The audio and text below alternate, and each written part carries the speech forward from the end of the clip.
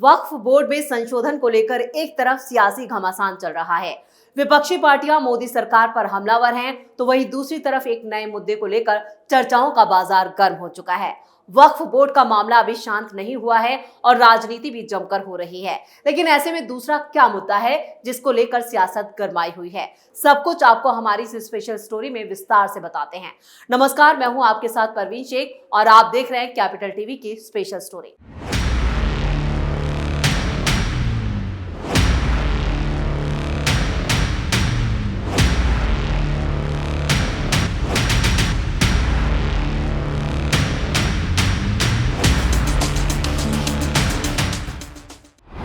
वक्फ board संशोधन के बीच नए मुद्दे पर चर्चा। जेपीसी के पास पहुंचा वक्फ बोर्ड का मामला। केंद्र सरकार ने वक्फ अधिनियम 1995 में कई संशोधनों को लेकर एक बिल संसद में पेश कर दिया। लोकसभा में यह बिल अटक गया है। इस बिल को संयुक्त संसद समिति यानी जेपीसी को भेजा जाएगा। लोकसभा स्पीकर ने इस पर कमेटी का ऐलान भी कर दिया है। नए बिल में न सिर्फ कलेक्टरों को कुछ अधिकार दिए गए हैं, बल्कि महिलाओं को भी प्रतिनिधित्व दिया जा रहा है। इसके अलावा जिसकी सबसे ज्यादा चर्चा हो रही है वो है बोहरा और आगा खानियों के लिए एक अलग औकाफ बोर्ड बनाने तक के प्रस्ताव की। आखिर ये समुदाय कौन है और इसके लिए अलग बोर्ड क्यों बनाया जा रहा है, इस रिपोर्ट में आपको सब कुछ विस्तार से समझाते हैं। क्यों हो रही औकाफ वक्फ की मांग? बोहरा और आगा खानी मुस्लिम वक्फ बोर्ड की मनमर्जी और संपत्ति हड़पने जैसे आरोप उन पर लग चुके हैं। ये पिछले कुछ वक्त से अपने लिए अलग बोर्ड की मांग कर रहे थे। आंध्र प्रदेश वक्फ बोर्ड ने साल 2023 में आगा खान शिया इमामी काउंसिल ने आरोप लगाया था कि महाराष्ट्र वक्फ बोर्ड आगा खानी मुस्लिम समुदाय की संपत्तियों को जबरन लेना चाहता है। इसे लेकर दोनों पक्षों में टकराव के हालात देखने को मिले थे। आपको बता दें कि वक्फ बोर्ड में करीब ऐसे 30 वक्फ बोर्ड हैं जिनका संचालन राज्य या केंद्र शासित प्रदेश करते हैं। इसमें सबसे बड़ा बदलाव 1995 में किया गया। कौन होते हैं बोहरा? तो बोहरा शब्द गुजराती शब्द वहरू से जुड़ा हुआ बताया जाता है। इसका अर्थ है व्यापार करना होता है। बोहरा समुदाय के मुस्लिम भी व्यापार से जुड़े होते हैं। ये मुस्लिम तो होते हैं लेकिन आम मुसलमानों से थोड़े अलग होते हैं। इस समुदाय के प्रमुख को सैदना कहा जाता है। ये सबसे ज्यादा गुजरात, महाराष्ट्र, राजस्थान, चेन्नई के अलावा भी कई जगहों पर रहते हैं। साल 2011 की जनगणना के मुताबिक अकेले गुजरात में इनकी जनसंख्या 9.64 लाख थी। देश में इनकी कुल आबादी 20 लाख से भी ज्यादा बताई जाती है। बोहरा समुदाय में भी शिया और सुन्नी दोनों तरह के मुसलमान होते हैं। सुन्नी बोहरा हनफी इस्लामिक कानून को मानते हैं, तो वहीं दाऊदी बोहरा शियाओं से ज्यादा समानता रखते हैं। भारत के अलावा पाकिस्तान, यूएसए, दुबई, अरब, यमन, इराक जैसे देशों में भी आबादी इनकी फैली हुई है। दाऊदी बोहरा मुसलमान फातिमी इमामों से जुड़े हैं जो पैगंबर मोहम्मद के प्रत्यक्ष वंशज हैं। पहनावा होता है अलग। बोहरा समुदाय की पोशाक थोड़ी अलग होती है। इस समुदाय के पुरुष पारंपरिक तौर पर 3 सफेद टुकड़ों वाले परिधान पहनते हैं। इसमें एक एक अंग रखा होता है जिसे कुर्ता कहा जाता है। एक ओवरकोट होता है जिसे साया कहा जाता है। इसके अलावा एक पैंट होती है जिसे इजार कहा जाता है। इसके साथ ही पुरुष सफेद या गोल्डन रंग की टोपी भी पहनते हैं। बोहरा समुदाय के पुरुषों से पैगंबर मोहम्मद के अभ्यास का पालन करते हुए पूरी दाढ़ी बढ़ाने की उम्मीद की जाती है। दूसरी तरफ महिलाओं का पहनावा थोड़ा अलग होता है। महिलाएं दोहरी पोशाक पहनती हैं जिसे रिदा कहते हैं। रिदा अपने चमकीले रंग, सजावटी प्रतिरूप और फीते से तैयार होता है। रिदे से महिलाओं का चेहरा पूरी तरह से कवर नहीं होता है। इसमें एक पतली झिल्ली होती है जिसे पर्दी कहते हैं। ये एक तरफ मुड़ा हुआ होता है ताकि खुद ही महिला का चेहरा ज्यादा ना दिखे। खास बात यह है कि रिदा काले रंग के अलावा किसी भी रंग का हो सकता है। बोहरा मुस्लिमों में प्रथाएं। समुदाय में बाहर शादियां अब भी ना के बराबर होती हैं। इतना ही नहीं, बोहराओं की मस्जिदों में आमतौर पर दूसरे लोग प्रवेश नहीं कर सकते। दाऊदी बोहरा समाज की महिलाएं आमतौर पर काफी पढ़ी लिखी होती हैं। हालांकि इसमें एक ऐसी प्रथा है जिसे लेकर समाज 2 हिस्सों में बंट गया है।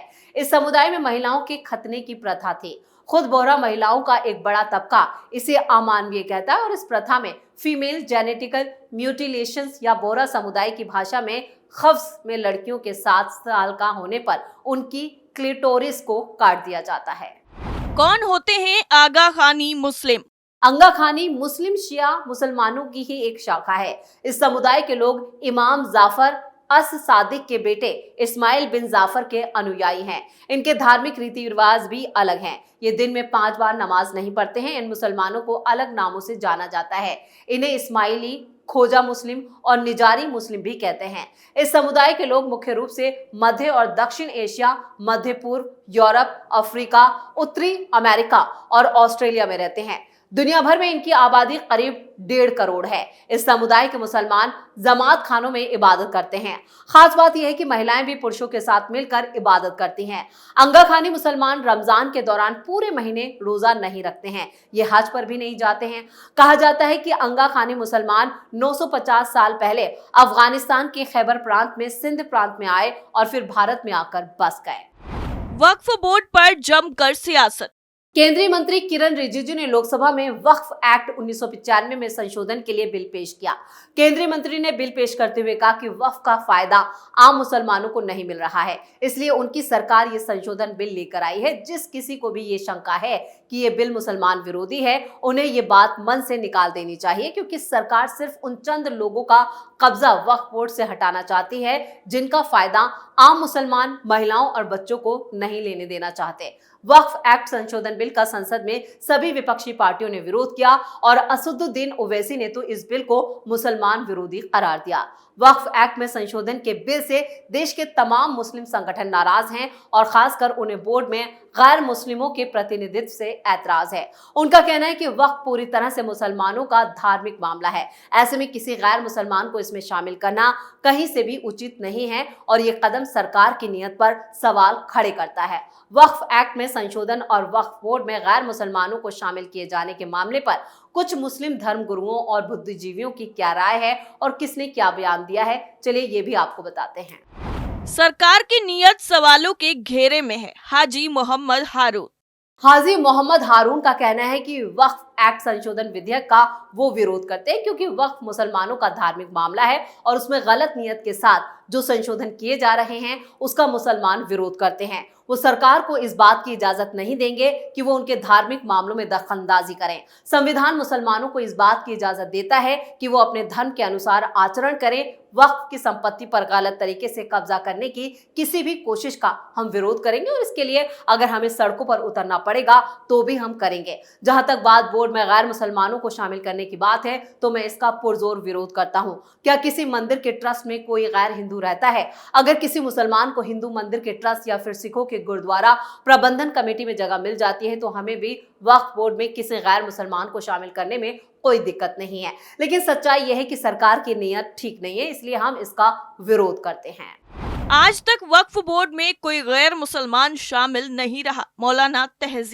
मौलाना तहजीब ने कहा है कि अगर सरकार वक्फ एक्ट में संशोधन मुसलमानों की भलाई और वक्फ की संपत्ति की रक्षा के लिए लाती है तो इसमें कोई ऐतराज नहीं है, लेकिन जिस तरह के संशोधनों का प्रस्ताव है वो कई सवाल खड़े करता है। जहां तक बात वक्फ बोर्ड में गैर मुसलमानों को शामिल करने की बात है तो मैं ये कहना चाहूंगा कि आज तक के इतिहास में ऐसा नहीं हुआ है, इसलिए स्वाभाविक है कि इसमें मुसलमानों को आपत्ति होगी।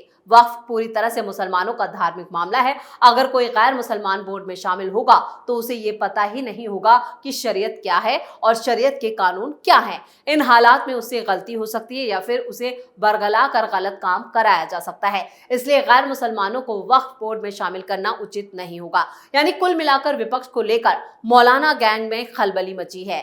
स्पेशल स्टोरी में फिलहाल के लिए इतना ही। बाकी खबरों के लिए देखते रहिए कैपिटल टीवी। नमस्कार।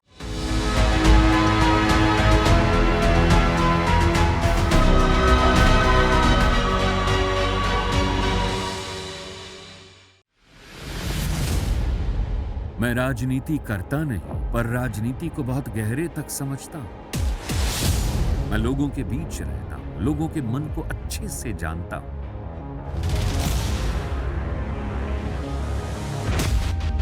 पब्लिक और पॉलिटिक्स की हर नब्ज को खूब पहचानता हूं। संघर्ष की सियासत से सत्ता के सिंहासन तक मैं हर खबर से खरा सच निकालता हूं। ना कोई दौड़, ना कोई race. Capital TV, Uttar Pradesh.